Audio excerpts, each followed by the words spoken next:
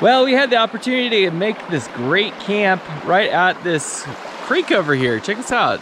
It is beautiful. It's a beautiful creek. Awesome to spend the night listening to the creek water. But then this morning, we actually used it to fill up our water tank. We were down about 10 gallons and figured it was a good opportunity since we've been off grid for about 6 days so far, and we're gonna be probably out another 6 days before hitting a major town. So it was pretty great. Yeah. What a great, beautiful spot, and look at the beautiful sky this morning. The smoke blew out again, which is really, really nice. Pretty fantastic. Anyways, we're gonna get rolling, continue on the adventure. Stay tuned. We are headed south on the BDR route from Wallace to Pierce. Of course, the day before, we had to stop off and ride the Hiawatha Bike Trail, which was an old train track route. Be sure to check out that video. We did it the hard route by parking at the bottom, riding to the top, and then back down again. We continued down on our route south, and this section of drive was not only incredibly beautiful with the river, but there was also a bunch of train trussles as well as tunnels to go explore. And it was a lot of fun to drive through with the truck and the camper. Lots of incredible scenery. 34. Our adventure on the old train continue. It's really cool. Obviously the truck lights are a lot better than our little headlamps yesterday.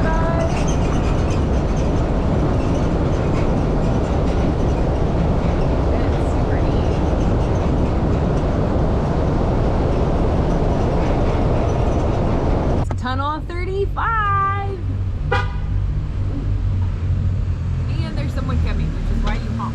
There is something especially fun about driving through these old train tunnels, but you do have to watch for oncoming traffic like these motorcyclists. It's wide enough that you could fit 2 vehicles through, but the paved section is really in the center, and it's ideal really for 1 lane of traffic. But it is plenty big enough for a truck and a camper to go through, because these were for trains.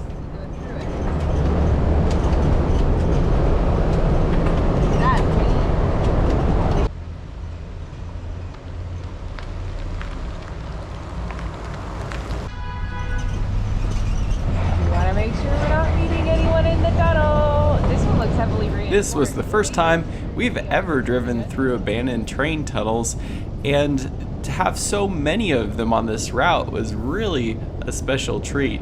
It is such a great section of road to drive through Idaho, from the scenic value and also the stops along the way. This should definitely be on your bucket list to do. We're in the little town of Avery. There's the old train car over here, and it's a little community park. Super cool. There's a little museum over there, a little fish pond, a little gift store, super cute little park. There's a jail. Really fun. We found a train.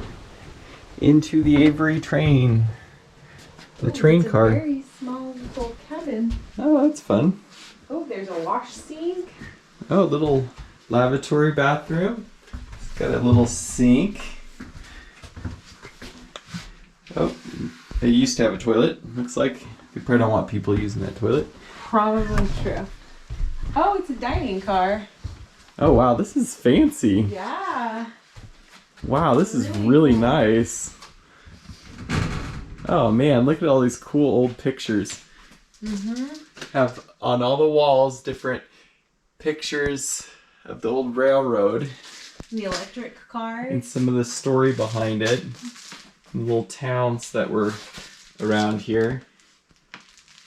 But check this out, really comfy. And it's nice tall ceilings. It's about 8-foot tall ceiling in here. And lots of windows. This would have been a really fun way to travel through the mountains. Oh, and you got the bar, looks like. In the back of the train car. And then we got the other end here. Little hallway.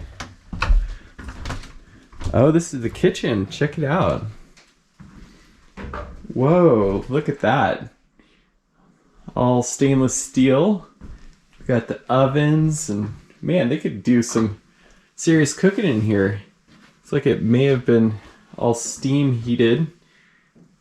They even had some windows for the cooks to enjoy. Look at that. Really cool. And these might have been ovens. Or freezers, something like that. Wow.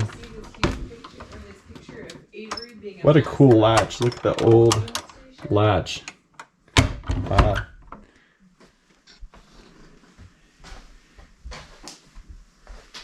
And this is the back of the train car.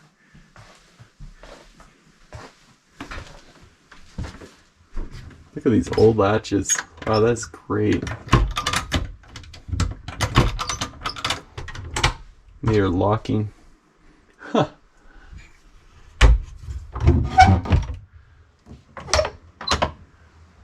That's fantastic.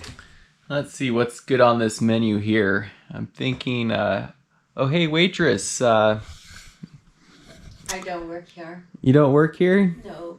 I was gonna ask if you could bring me some of the good old potatoes here. The yummy Idaho potatoes that we've been missing out at. Again? Yeah. Unless you got something better back there. And here are a couple of the train derailments. Here's one from 1919. You can see the crane trying to lift it back on the tracks. And then 1970, from lack of maintenance in the later ones. You can see here's the rail route from Butte, Montana.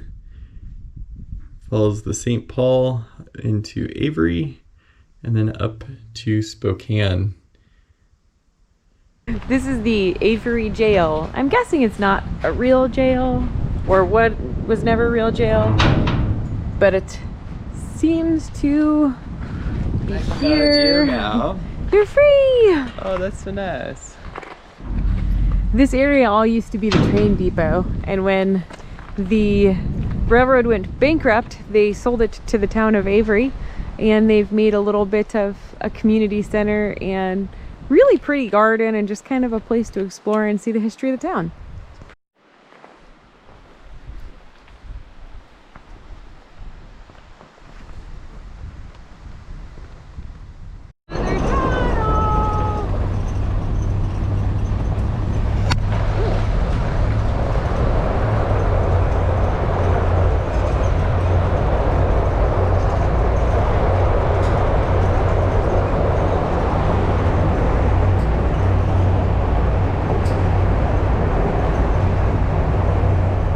After Avery, the track went back off-road into the dirt, and this was a lot more of what we were expecting from the BDR route, where it was single-track forest-type roads that were a bit less traveled. And this section was really pretty and a little bit more fun to drive than just highway roads, but the train tunnels were completely worth the drive through there, and I can understand why they ran the route that way.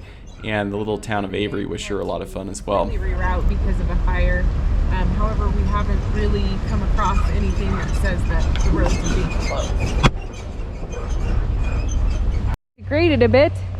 The 301 was that big 2-lane, then it went down to a 1, and now we're onto a very lesser traveled section.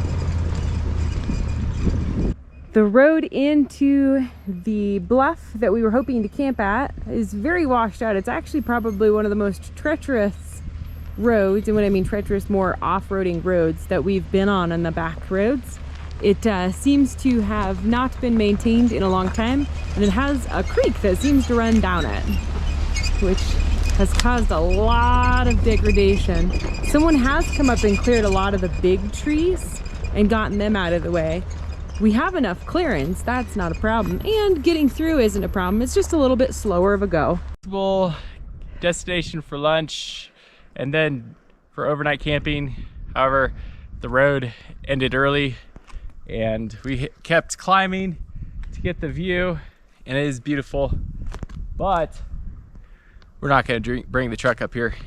We're also looking for fires because apparently there's 2 fires near us. We're trying to scout, see if we can find if they're still burning or what's going on. Looks a little smoky out further, smoke to the south, but we'll see. We passed a few boards that say fire activity, but nobody has listed if there are road closures or if they're actually on the roads, meaning we don't know how close to it and if they're going to close our road, which is a bummer. But this view is beautiful. There might actually be, over on that butte over there, I think there may have been a campsite on our way in. We might backtrack over to that one and see if we can find a beautiful view.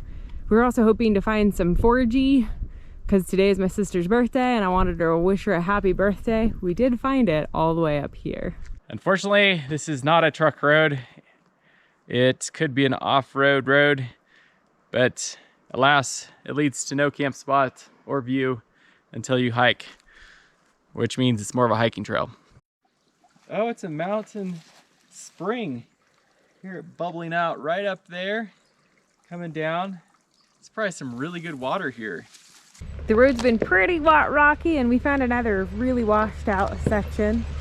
It's not too crazy, but definitely a lot more degraded than the other trails you can kind of see up the trail. And right here is a hiking trail. We're actually pretty far away from any of the major cities. And we found some pretty good sized holes on this trek. Peter's cutting it through.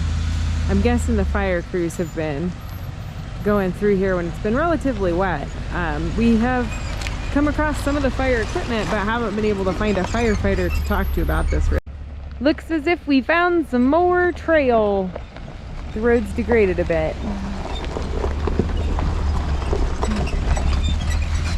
Check out this camp spot we got for tonight. This is incredible. It is amazing. We're looking at the entire valley from our nice window there.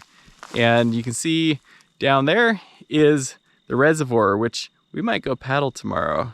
What do you think, babe? Should we do it? I think we should really paddle it tomorrow. I really want to. All right, let's go check that out tomorrow. We're gonna make some dinner and maybe go sit, enjoy the view and whatnot for sunset for tonight. The Idaho BDR route does not disappoint when it comes to finding remote, beautiful camp spots. We have egg roll bowl. And what's in that? It's basically cabbage, carrots, onions, Italian sausage, and a really easy soy sauce and garlic ginger mix over some rice. It's awesome, easy, and really nice. It smells delicious. Let's eat up. We're headed over the Grandad Bridge, which is a rather tall bridge overlooking the Dorshak Reservoir, which is where we're headed next. We love paddleboarding, and a number of years ago we traded our hard boards in for inflatable paddle boards. This was to make it a little bit easier to carry them while traveling. We did have to convert the basement of our camper into a storage drawer in order to carry them. Be sure to check out our camper build videos to see exactly how we did that. It's kind of a finger of the lake here, as it were. To the big section. To the big water. I think we camped right on the top of that bluff, right up there. You can see it somewhere up there. I'm gonna be Rocky and run up the stairs. Da-da-da. Da!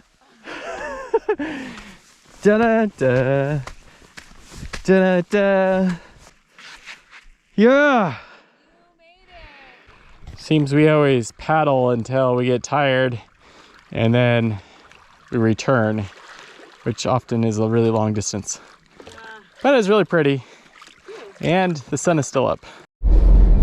Well, we've been driving on a lot of these Forest Service roads. They're actually really nicely done with gravel and whatnot, heading down into the town of Pierce. And probably the most challenging with these roads is the fact that there's so many twists and turns and blind corners, really steep corners, and we've come across at least 2 log trucks that just about drove us off the road. And you know, we're hanging to the outside corners and whatnot, but it's just really difficult with how these roads are out here. So definitely a challenging drive, even though the drive itself, the road, is in pretty good shape. It's pretty nice. It's still really scenic. It's just definitely a challenge drive here. Thanks for watching part 2 of the Idaho BDR series. Be sure to subscribe if you haven't already, and stay tuned for next week, where we continue further south through the Idaho Backcountry. Thanks so much for watching. Thank you. Bye.